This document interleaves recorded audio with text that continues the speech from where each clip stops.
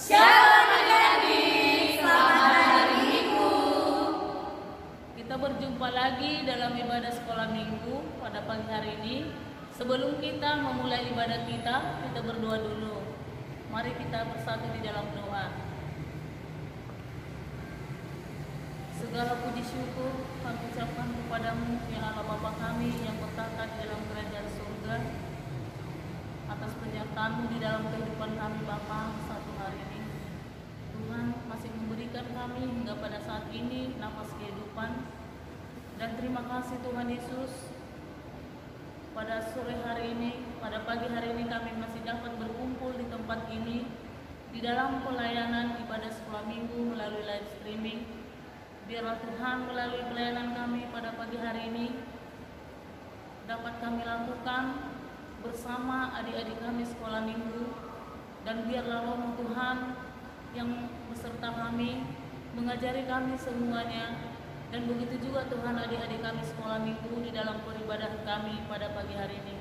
Dan biarlah Tuhan kami para guru-guru sekolah minggu semakin dapat berhikmat di dalam melakukan pelayanan kami.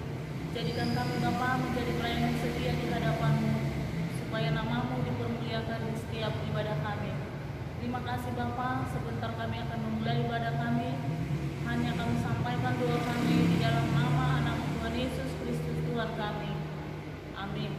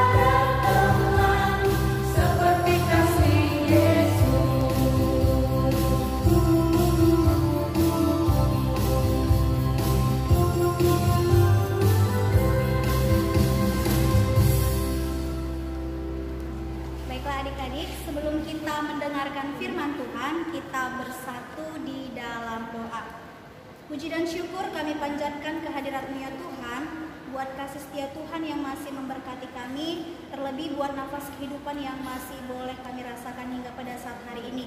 Bapa yang baik, Bapa yang bertahta di dalam kerajaan surga, Sebentar kami akan mendengarkan kebenaran firman Tuhan.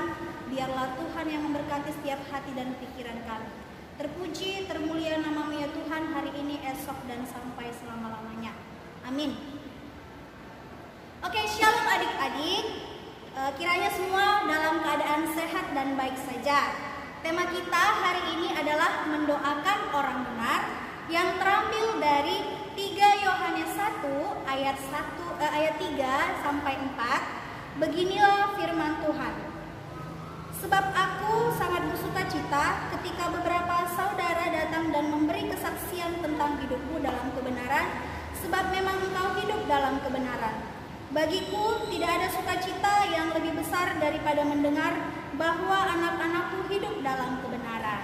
Yang dimana ini adalah surat ketiga Rasul Yohanes yang ditunjukkan kepada Gaius, yang adalah salah satu murid yang dikasihi oleh Rasul Yohanes sendiri.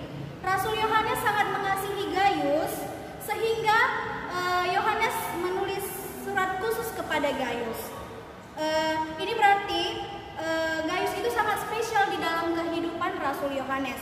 Dalam awal Alkitab ini, adik-adik bisa lihat ayat 1 sampai 2, kita dapat melihat bagaimana sikap Yohanes yang sungguh sangat memperhatikan Gaius sebagai anak yang dikasihinya.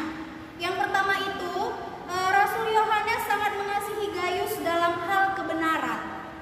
Yang kita ketahui, kasih itu memang harus dimiliki oleh setiap orang percaya, namun kasih di dalam kebenaran.